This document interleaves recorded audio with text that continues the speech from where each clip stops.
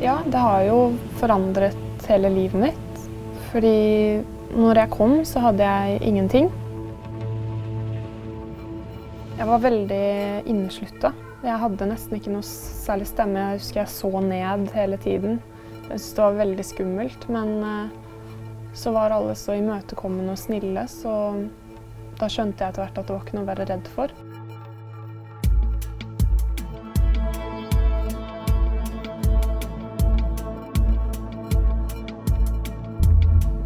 Våg å være ærlig.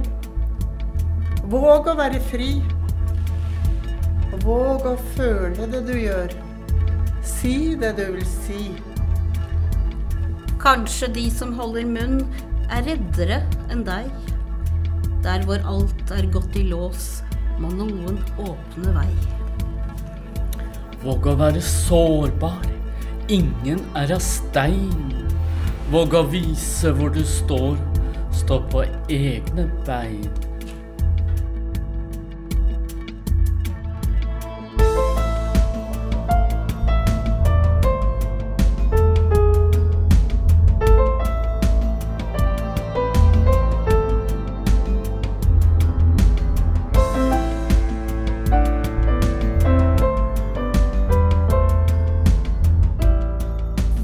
Noen lurer jo på, er det noe vits i å spille teater? Hvorfor skal man det? Hvorfor kan det være bra? Gir det livskvalitet?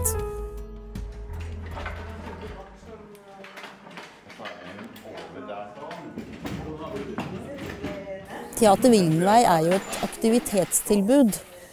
Vi pleier å si for nåværende, tidligere, pasienter eller såkalt brukere. Men vi er jo gjerne en blanding da også av folk som jobber i helsevesenet, eller vi drar jo gjerne inn noen proffe skuespillere også, hvis vi trenger. Så vi er en sånn fin miks av folk i alle aldre og bakgrunner og ja, livssituasjoner.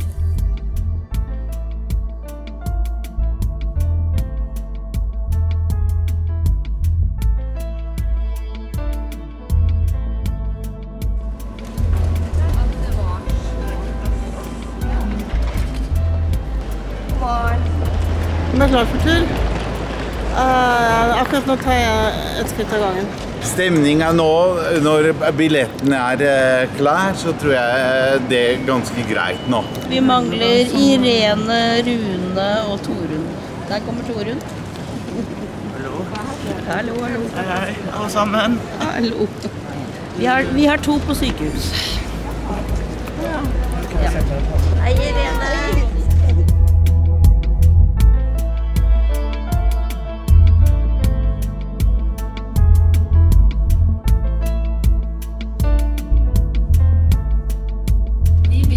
Alle passasjerer om å komme frem for ombordstigning gjennom utgang B2.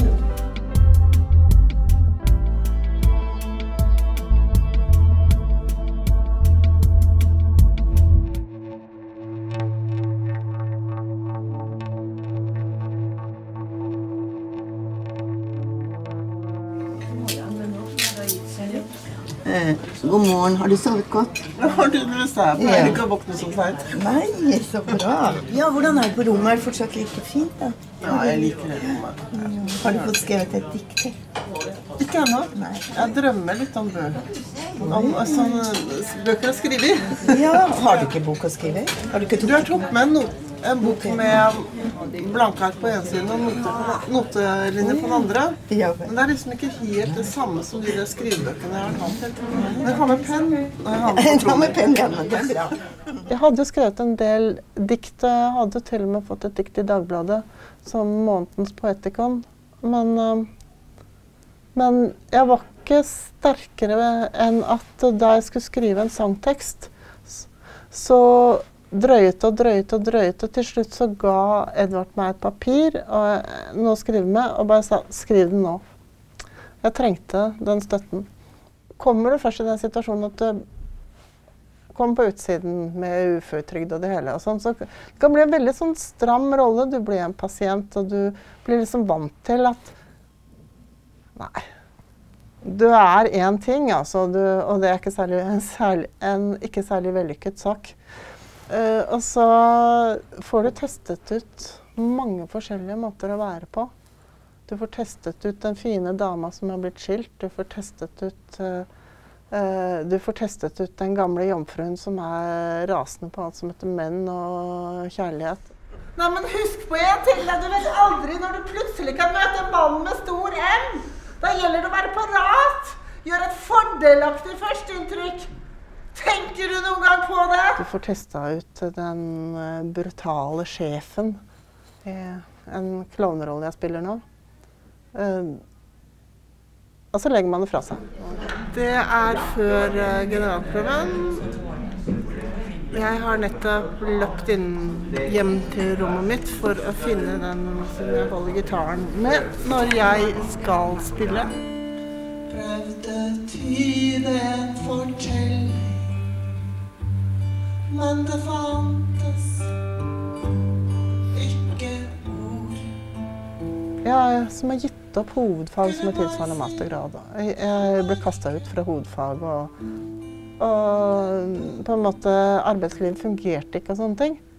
Det veldig bra for meg å oppleve å være i en prosess hvor ting blir gjennomført, og at vi jobber sammen mot et mål. Så jeg sendte deg en melding etter grublingen i fjor.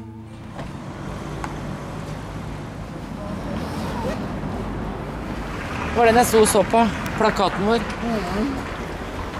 Ta bilder av den. Jeg synes det fint at vi får reise litt og spille andre steder. Det synes jeg. Så vi jo en liten familie. Så har man ikke så stor familie selv, så dette familien. For meg i hvert fall. Det greit. Dere, jeg tar tilbake det jeg sa. Det just det jeg har. Alle kan sette seg på første rad. Vi lar ikke publikum sitte på første rad. Og det helt greit, sånn at alle går stolene tilbake. Det tror jeg blir bedre. Jeg var egentlig veldig syk når vi hadde den første forestillingen jeg var med på. Jeg trodde nesten ikke jeg skulle klare å gå på scenen, for jeg hadde så vondt i magen, for jeg hadde en magesykdom. Og så klarte jeg å finne løsninger, og så ble jeg faktisk frisk.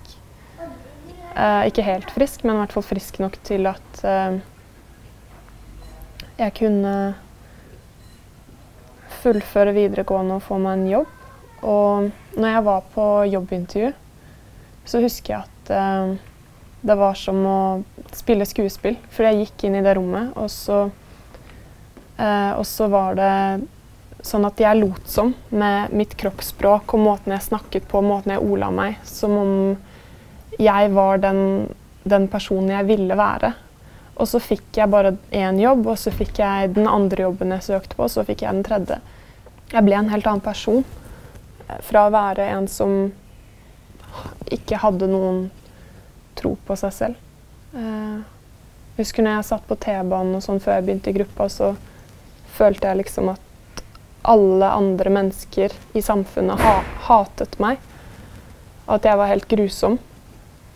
Og det føler jeg aldri nå lenger.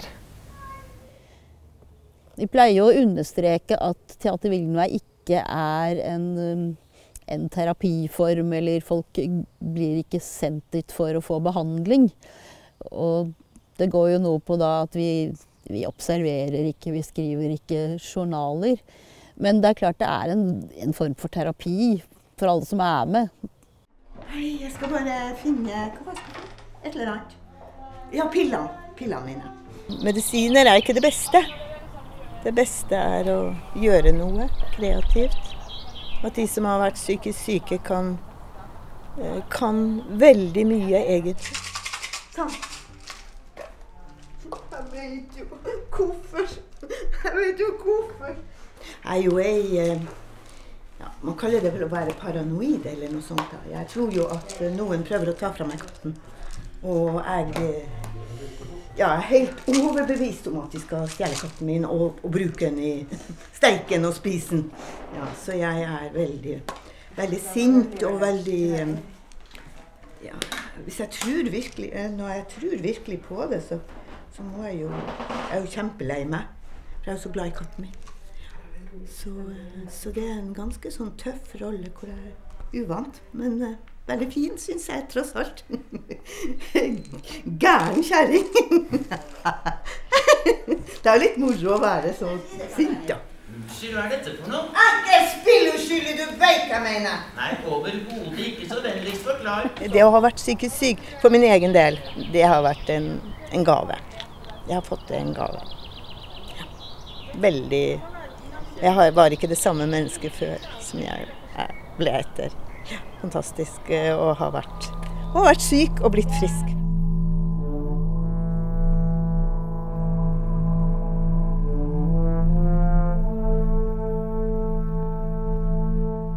Ja, det har vært fantastisk fint å være i denne gruppa. Som en familie, fordi jeg alltid har hatt lyst til å ha stor familie. Egentlig har jeg jo det, men vi bodde ikke sammen.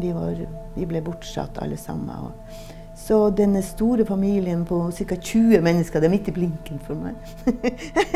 Akkurat som det var når jeg var innlagt på psykiatrisk sykehus. Mange ble presset inn på disse store møtene, fellesmøtene. Da var det 90 mennesker, og jeg elsket det. Enda jeg var syk. Ja, fordi det var så nydelig med så mange mennesker. Og noen som var glad i deg, noen som ikke var det, men det gikk bra. Akkurat som her da, vi jo alle glad i det, men det noen du kommer nærmere enn andre da. Og Edvard har jo en enorm kapasitet til å få oss alle til å føle oss trygge da, på at vi er verdifulle alle sammen da. Så det setter jeg enorm pris på. Vi alle like i mørket. Som vi for verden viser oss, den mot oss igjen. Den en skog som svarer slik, som det blir ropt i den.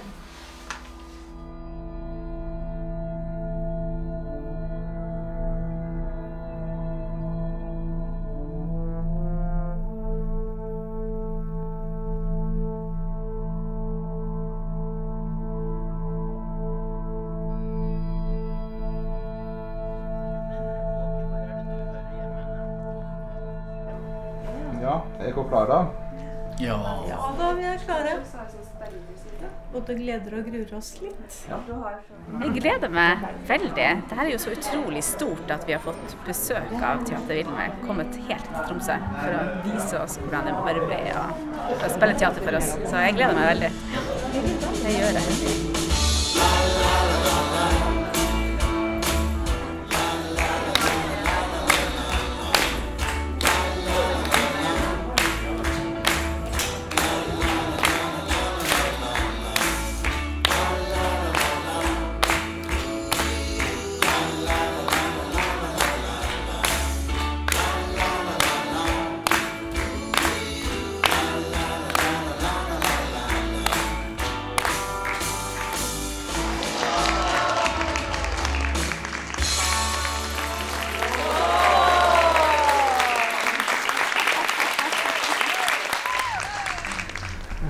Det veldig imponerende, for dere så stor gjeng, dere så mange.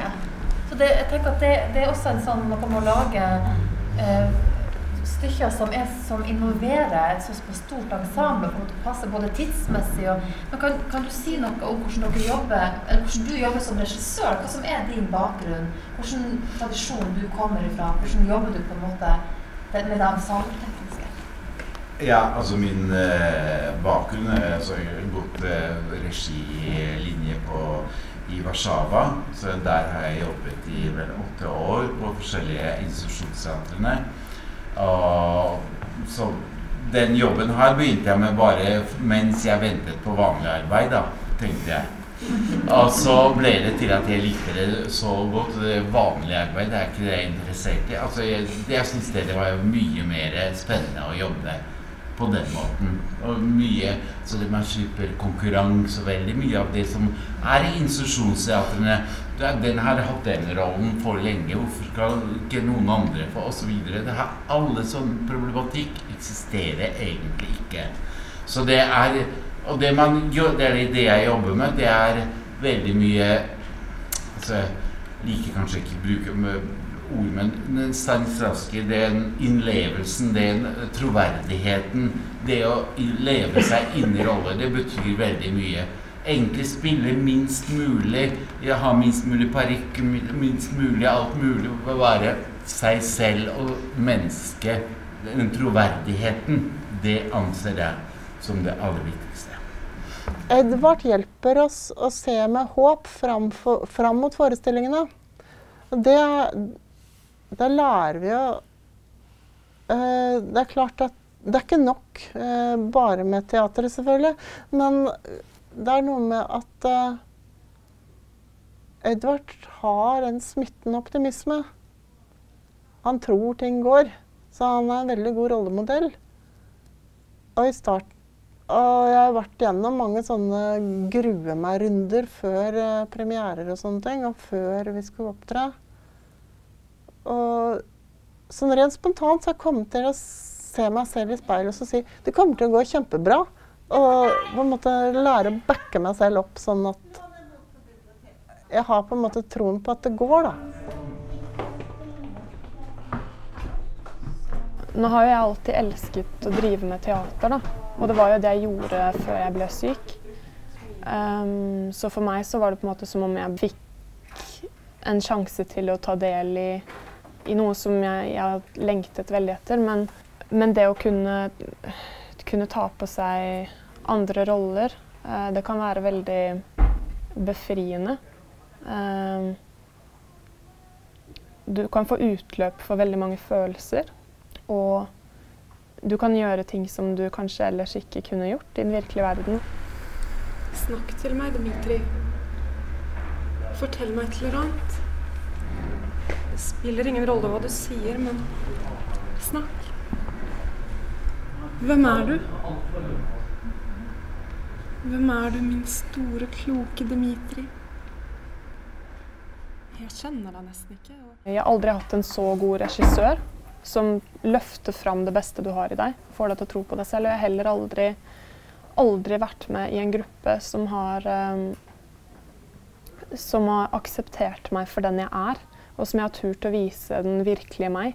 Til og med når jeg er på jobb nå, så føler jeg at jeg går litt med en maske, egentlig. Prøver å liksom vise at jeg er litt sterkere enn jeg egentlig er.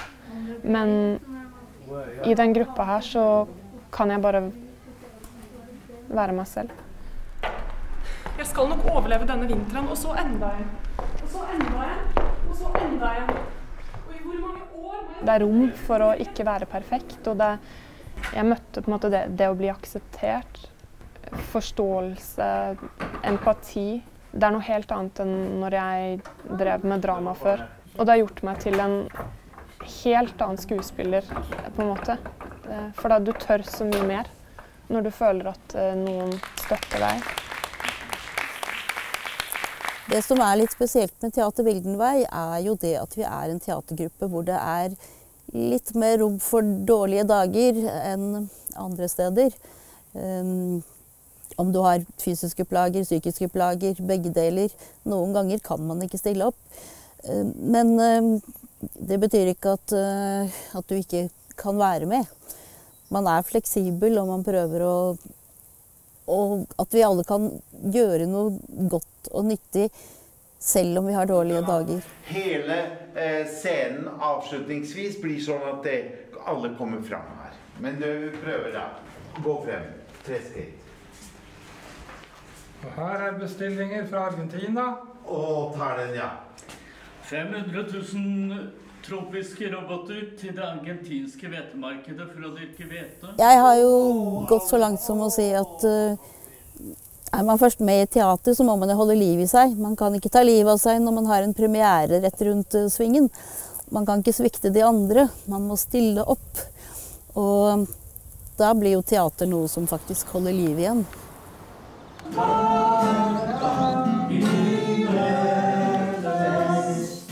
Det er en forpliktelse, det å være med. Vi trenger hverandre. Det er viktig å si ifra hvis man har en dårlig dag og ikke greier å komme. Men det blir jo også et slags press for å stille opp. Og det Et sånt press kan jo være en bra ting på en måte. Det pusher deg til å stå opp og komme. Ja, jeg kom til teatret hviskende og hadde ikke noe stemme og hadde egentlig veldig liten selvtillit. Og så fikk jeg forskjellige stykker. Og blant annet den dampen som jeg ikke kunne skjønne at jeg skulle klare. Var jo den der, hold nå kjeften på deg! Ta 2 tabletter, gå og legg deg! Ikke sant? Det var så langt borte fra meg at jeg sa til Edvard, kan ikke si dette, for det forferdelig mor jeg Nei, hun helt grei, hun glad i datteren. Hvordan går det an, sa jeg med den stemmen. Og det, ja. Jeg har sett deg stå der og prate med han da jeg vet noe med seg som jeg flyttet inn. Og jeg vet hva som livretten til en vednommeser. Feit katt! Hva har han lovet deg for at du skal tilberede min katt tam og feit rett i gryta? Du avslørt! Var det godt å bruke stemmen? Ja, det var godt, ja. Det tror jeg var veldig sånn forløsende, heter det vel. At jeg kunne skrike ut dette så høyt jeg kunne. Og nå er jeg jo der at jeg kan skrike enda mer enn jeg gjorde da. Ja. Enda mer, og det er helt nydelig å renne ut og så skrike det der til slutt. Og dermed tror du det er ferdig med meg, det er ikke noe alvor! Hold deg unna min katt! De relasjonene som oppstår i teatret, så har vi jo mange eksempler på at de går jo langt utover en tirsdagsøvelse. Folk tar kontakt med hverandre utover de som har noen andre felles interesser, de har reist på ferietur sammen og gjør andre ting. Noen ganger har vi jo gjort ting i teatrets regi, som er sånn litt utenfor akkurat selve teaterkjernen. Men også mange som finner hverandre på kryss og tvers, for å si det sånn. Og dette er jo en form for hva skal jeg si, sprøyte mot ensomhet, for de som på en måte ønsker å ha mer kontakt. Det blir jo en sånn positiv bivirkning av det å være med i teater.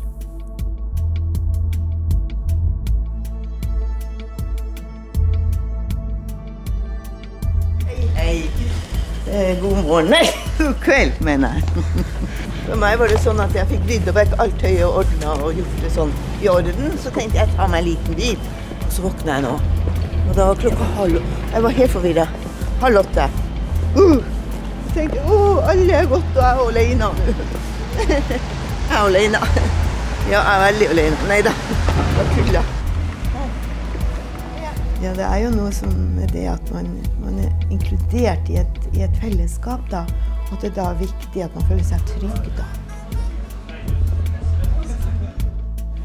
Ja. Hei! Det var deilig å se deg. Vi savnet det her. Ja, jeg sov i min beste søvn. Ja, du gjorde det. Jeg sov veldig.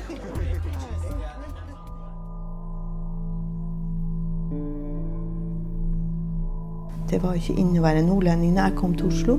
Jeg kom i 1957. 16 år gammel. Til Oslo uten familie. Der er en nordlending.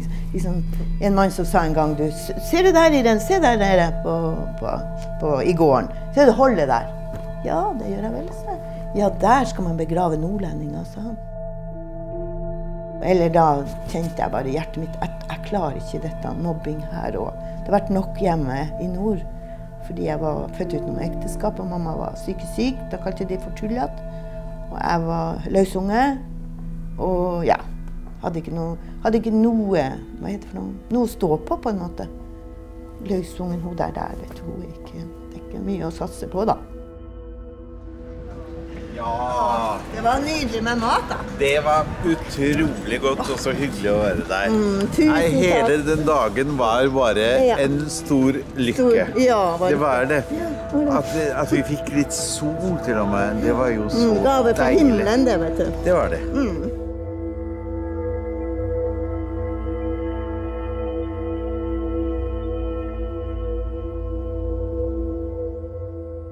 Det er viktig å vise at kunsten og kulturen angår oss som mennesker, og at det gjør noe med oss, uansett hva slags helsetilstand vi har, eller hva slags alder vi er i.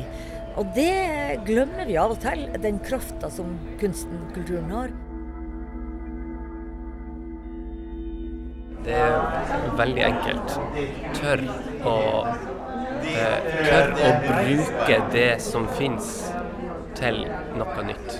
Vi har kjempedyktige folk som jobber med teater. Vi har kjempedyktige folk som kan helse. Og mange har begynt å se i lag. Altså, jeg ikke en helseperson, og jeg jobber per i dag ikke sammen med helsefaglig personell, men vi jobber med de samme personene i lag, men ikke samtidig nødvendigvis.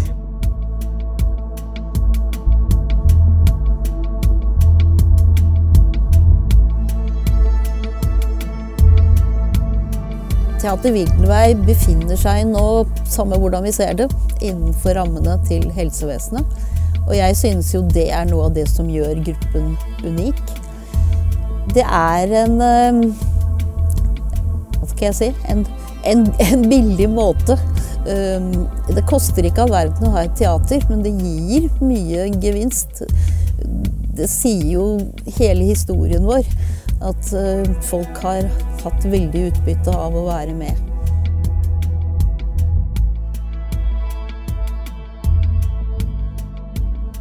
Sterk den som ser seg om og velger veien selv. Kanskje de som gjør det vondt, svakest likevel. Våg å være nykter, våg å leve nå. Syng om det det du vil, gråt litt om du må. Tiden for kort til flukt. Bruk den mens du kan. Noen trenger alt du og at du sann.